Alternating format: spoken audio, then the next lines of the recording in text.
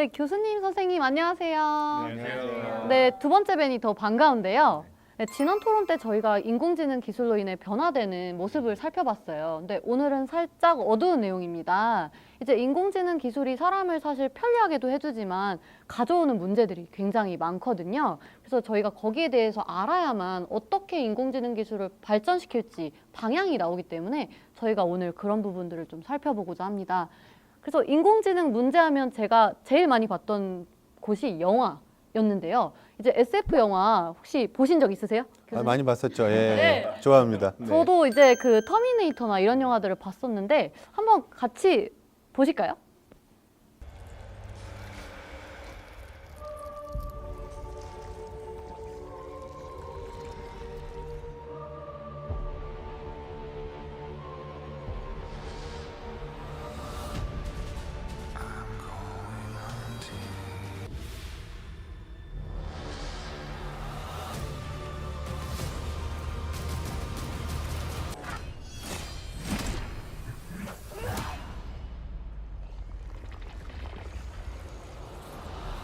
네, 잘 보셨죠? 네. 혹시 어떤 생각이 드셨나요? 저는 사실 영화인데도 현실이 될까 봐 되게 공포감을 느꼈거든요.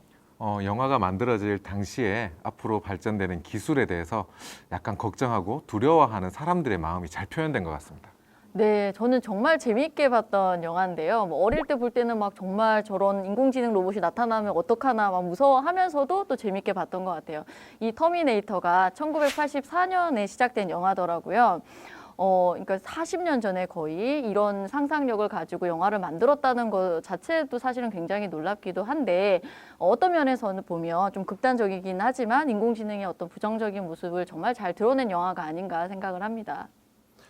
정말 새로운 기술에는 밝은 면도 있지만 약간 부정적인 측면도 항상 있는 것 같아요. 그런 거 약도 효과도 있고 부작용도 있을 수 있듯이 그래서 새로운 기술이 나타났을 때 좋은 측면뿐만 아니라 여기에서 나오는 부작용들에 대해서도 우리가 잘 이해하면 이걸 더 잘 극복할 수 있지 않을까 이런 생각이 좀 듭니다. 네, 교수님 말씀처럼 인공지능 기술이 가져올 사회 문제에 대해서 저희가 좀 이야기해보면 좋을 것 같아요. 그래서 그 첫 번째 사례로 저작권을 침해하는 인공지능 기술이 있다고 하는데요. 네, 제가 말씀드릴 사례는요, 예술을 창작하는 인공지능인데요. 지난 토론 시간에 제가 한번 말씀을 드렸던 것 같아요. 그 빈센트 기억나시죠? 인공지능 화가 로봇 빈센트 이야기를 말씀드렸었는데, 정말 그 간단한 스케치만으로도 유명한 화가의 화풍을 그대로 따라하는 멋진 작품을 만든다는 것 자체가 너무나도 놀랍기도 하지만 한편으로는 그렇다면 그 작품은 누구의 것이지? 저작권 침해 문제를 우리가 생각 안 할 수가 없을 것 같아요. 그러게요. 이러면 만약에 이 작품이 엄청 고가로 팔린다면 이건 또 누구의 소유가 될지 이것도 하나의 문제가 될 것 같습니다. 실제 그런 일이 최근에 있었는데 뉴욕의 크리스티 경매에서 인류사 최초로 사람이 그리지 않은 인공지능이 그린 그림이 아주 고가에 낙찰된 이런 사례가 있었습니다. 이건 정말 놀라운 일이라고 할 수 있는데 프랑스의 그 연구자들이 만든 인공지능 화가 오비어스가 그렸는데 그 그림 이름 너무 어려워서 잘 외워지진 않아요. 제가 보고 말씀드릴게요. 에드몽드 벨라미라는 이런 그림을 그렸습니다. 근데 이게 인공지능이 14세기부터 20세기까지의 많은 초상화들을 분석해가지고 이걸 학습해서 그린 정말 놀라운 일이라고 할 수 있겠습니다. 그 가격이 얼마인지 아세요? 얼마일까요? 한 1,000만 원? 10억? 1억? 10억? 10억. 5억 원에 아, 낙찰됐다고 진짜요? 합니다. 와. 그래서 제가 볼 때는 이런 거 계속 그려내면 이제 부자 엄청난 되겠네요. 부자가 될 것 같은데 이런 일이 있었다고 합니다. 예. 네. 그리고 그 특정한 소설가의 문체를 인공지능에게 학습을 시키면 그 인공지능이 그 사람이 쓴 것처럼 글을 작성할 수가 있다고 해요. 한 사례로 셰익스피어의 다양한 작품을 인공지능에게 학습을 시켰더니 인공지능이 마치 셰익스피어가 쓴 것처럼 그 사람의 문체처럼 소설을 썼다고 해요. 이건 좀 다른 주제이기도 한데요. 그 셰익스피어의 소설을 학습한 인공지능에게 다양한 셰익스피어의 소설을 다시 한번 보여줬더니 헨리 8세라는 셰익스피어의 소설이 있었습니다. 그런데 그 작품이 놀랍게도 셰익스피어가 혼자서 쓴 게 아니라 공동 집필자가 있었다고 해요. 존 플래처라는. 이런 것까지 밝혀주는 인공지능이 만들어졌다고 합니다. 이렇게 그림이나 소설에 인공지능이 창작하는 이런 역할을 하는 걸 보고 사람들이 야 이제 인간 고유의 영역이라고 했던 예술의 영역까지도 인공지능이 이제 침투해 오고 있구나. 이걸로 처음에 많이 놀랐었는데 이제 현실적인 문제로 인공지능이 개발한 이런 예술품들은 저작권이 누구에게 있는가? 이게 이제 큰 문제로 제기되고 있습니다. 그러게요. 아까 말씀해주신 그 인공지능이 만약에 셰익스피어의 작품을 분석해서 소설을 만들었다면 그 저작권은 인공지능에게 있을지 아니면 그 인공지능 기술을 만든 사람에게 있을지 아니면 더 나아가서 그 원작자 셰익스피어에게 있을지 그게 굉장히 혼란스러워지는 상황인 거죠. 그렇죠. 인공지능이 만든 어떤 창작물이 기존 작품의 저작권을 침해할 수도 있어요. 네, 그래서 전 세계적으로 이런 저작권에 대해서 다양한 논의가 이루어지고 있는데요. 최근에 중국에서 전 세계적으로 1호 판례가 나왔다고 합니다. 네, 이 판례의 내용은 인공지능에게도 저작권이 있다는 거예요. 네, 그래서 인공지능이 작성한 증권 기사를 허락 없이 사용한 회사가 있었다고 합니다. 그 회사에게 벌금을 매겼다고 해요. 1,500위안. 우리나라 돈으로 약 25만 원 정도 되는데요. 너무 약한데요. 그 돈을 누구한테 입금해야 될지가 문제겠네요. 그러게요. 25만 원의 소유가. 인공지능을 만든 회사이지 않을까요? 네. 네, 이런 개인의 저작권을 보호하기 위해서 이제 도입된 제도가 워터마크라고 하는 게 있습니다. 다들 아시죠? 아마 영상이나 사진 자료들을 검색하다 보면 이렇게 사진 위에 마크가 하나 있는 게 있으실 건데 이를 워터마크라고 합니다. 선생님들께서도 수업 자료를 검색하시다 보면 이런 워터마크가 있는 자료들을 검색하시는 경우가 있으실 건데 이걸 사용해도 되는지 안 되는지 고민이 많이 되실 거예요. 근데 최근에 인공지능 기술로 이런 워터마크를 지울 수 있는 그런 기술도 개발되었다고 합니다. 만약 이렇게 인공지능 기술로 지워진 자료를 사용했을 때 또 저작권 문제가 발생하진 않을까 그런 걱정도 됩니다. 네, 맞아요. 워터마크가 없어지면 선생님들께서 사용하실 때 되게 혼란스러울 것 같습니다. 그런데 이렇게 인공지능으로 워터마크를 지우지 못하게 하는 기술을 우리나라 연구진이 개발했다고 해요. 우리나라 카이스트 연구진이 그 인공지능을 사용해서 거의 해킹이 불가능한 워터마크를 삽입하는 기술을 만들었다고 합니다. 이처럼 인공지능의 문제를 인공지능으로 해결하는 모습이 좀 재미있기도 하면서 신기하기도 하네요. 네, 그러게요. 결국 인공지능이 약간 창과 방패처럼 서로 이렇게 약간 나쁜 부분도 이제 개발되지만 이제 좀 그걸 또 방어하는 그런 기술들도 이제 반대로 개발이 되는 것 같아요. 그러면 인공지능에 관한 문제로 해킹 문제가 있다고 들었습니다. 혹시 소개해 주실 수 있을까요? 예, 인공지능 해킹은 인공지능을 속이는 이런 행동이 되겠습니다. 사실 인공지능의 우리가 문제 중에 하나가 인공지능의 알고리즘이 어떻게 계산하는지 우리가 모르고 있기 때문에 만약에 나쁜 의도로 이런 알고리즘을 훼손시키면 우리가 예상할 수 없는 이제 결과들을 초래할 수 있다는 점입니다. 그런 게 바로 인공지능 해킹의 무서운 점이죠. 그래서 왜 변했는지도 모르고 어떻게 변했는지도 모르게 인공지능이 문제가 될 수 있다. 이게 이제 인공지능 해킹의 문제라고 할 수 있겠습니다. 네, 교수님 말씀처럼 인공지능 해킹에 대한 문제가 다양하게 나타나고 있는데요.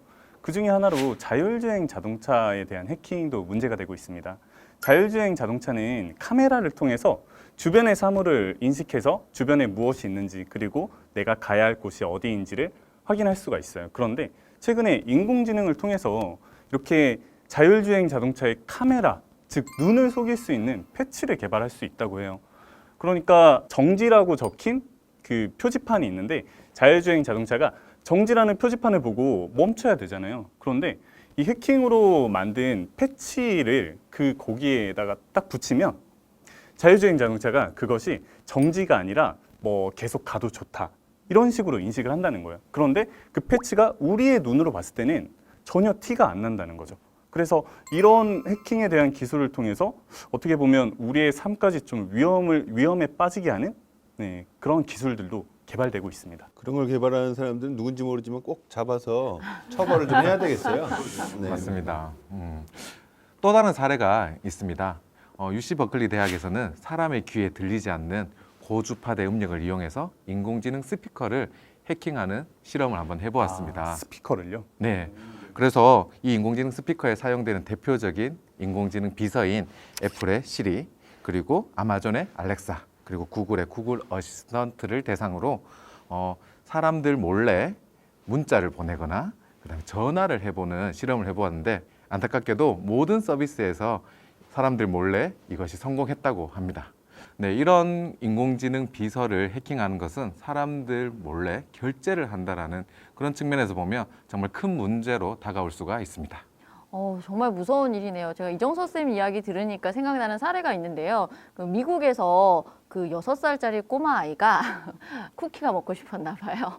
쿠키를 주문해줘 했겠죠. 그랬더니 정말 6살 아이의 이야기를 듣고 말을 듣고 실제로 주문하고 결제한 사례가 발생을 했다고 하더라고요. 또 하나는 뉴스 프로그램에서 아나운서가 알렉사 인형의 집 주문해줘 했는데 그 뉴스를 듣고 있던 각 가정의 알렉사들이 인형의 집을 다 주문을 해버린 거예요.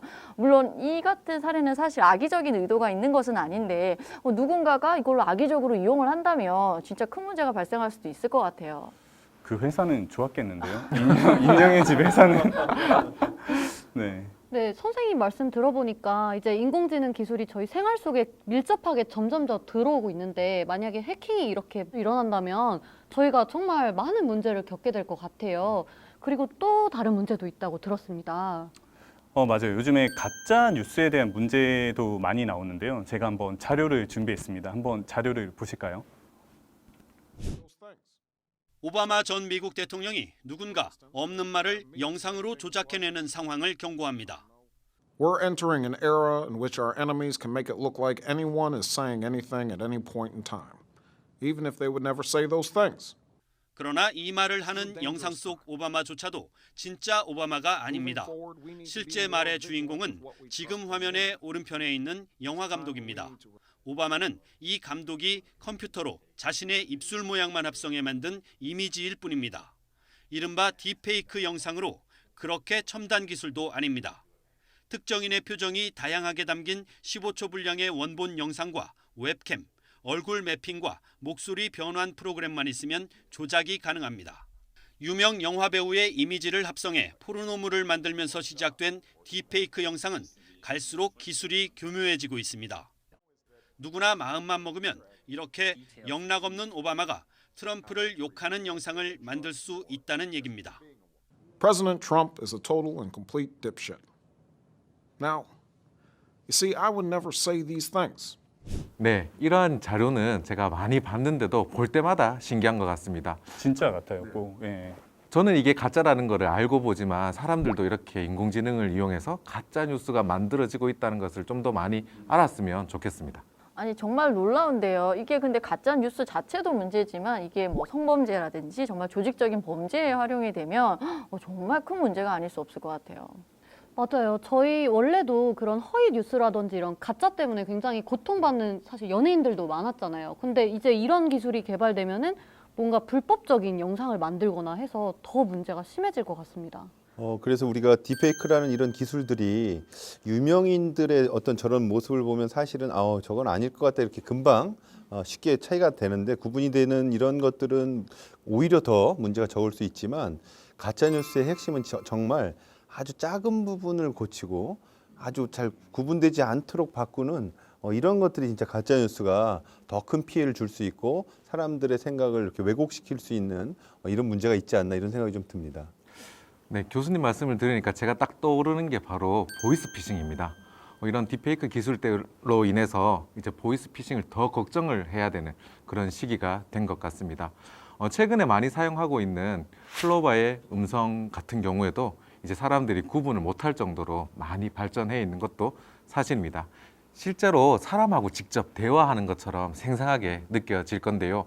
이러한 기술이 좋은데 쓰면 좋은데 악의적으로 일부러 훈련을 시켜가지고 그것도 우리 사람들과 친숙한 가족들의 목소리를 만약 훈련을 시켜가지고 전화를 걸어서 돈을 보내달라든지 또는 나쁘게 이용된다면 정말 큰 문제가 될 것 같습니다. 그러고 보니 생각나는 사례가 하나 더 있는데요. 몇 년 전에 중국에서 요새 젊은 세대들이 젊은 층 친구들이 소개팅 어플을 많이 쓰더라고요.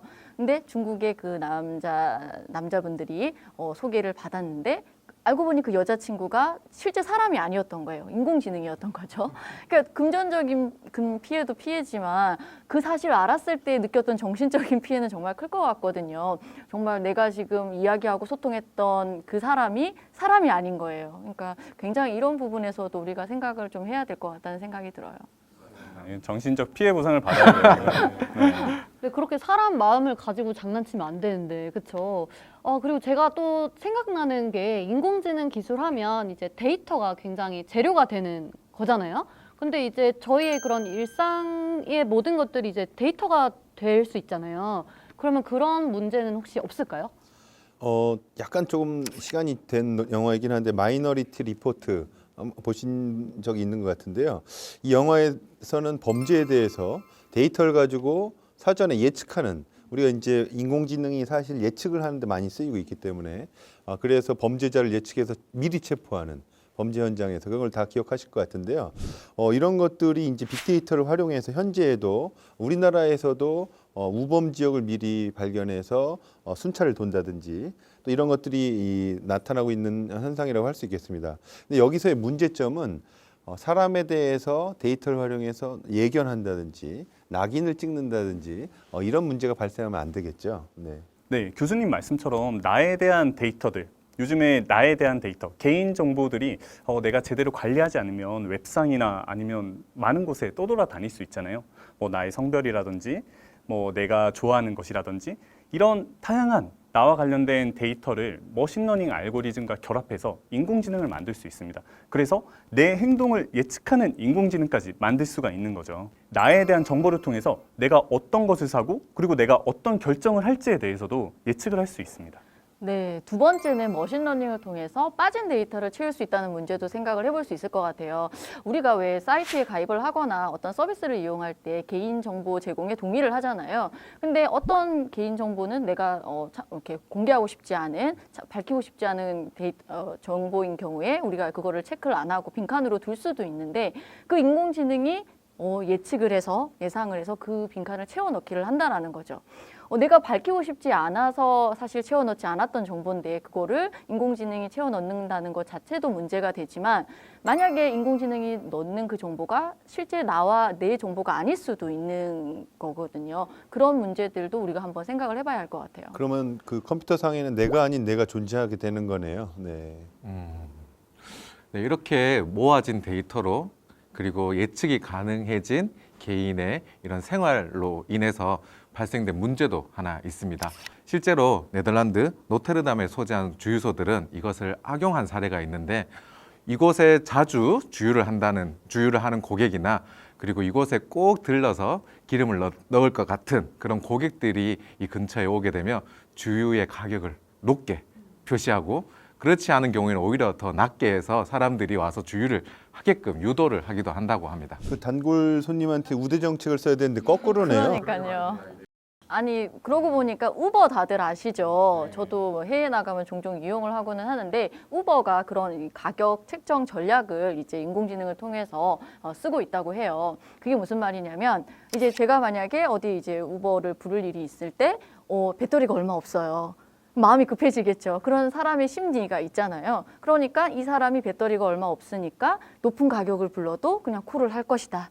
이 가격에 그거를 이제 부를 것이다라고 판단을 해서 높은 가격을 제시를 한다라는 거죠. 그러니까 내 그런 휴대폰 배터리 정보까지도 알고 있다라는 그 기술력이 놀랍기도 하면서도 너무 무섭기도 한 것 같아요. 근데 저도 비슷한 걸 들어본 적 있는데 그 비행기 표를 예매할 때 여러 번 검색하면 이 사람이 그때 꼭 가야 된다고 생각을 해서 가격을 올린다고 해요. 그래서 그게 뭐 다이내믹 프라이싱이라 해가지고 그러니까 요즘은 그런 것까지 수집을 해가지고 비싸게 사게 만드는 아주 좋은 것 같지 않은데요, 이런 부분은? 상당히 치밀하네요. 그럼 거기 속지 않으려면 나 자신부터 속여야 될 것 같은데요. 나를 속여서. 되게 똑똑해야 되겠어요. 북캐릭터를 만들어 둬야 됩니다.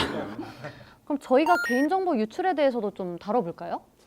제가 딱 떠오르는 영화가 있는데 정말 깜짝 놀랐던 영화입니다. 트루먼 쇼라는 영화인데 이 영화는 트루먼이라는 아기가 태어날 때부터 기획해서 얘가 태어나서 부모들한테 자라는 성장 과정을 본인만 모르고 전 세계에 이걸 생방송으로 중계했던 24시간 생방송 쇼였어요. 그래서 본인이 그것을 한참 결혼한 후에 그걸 알게 됩니다.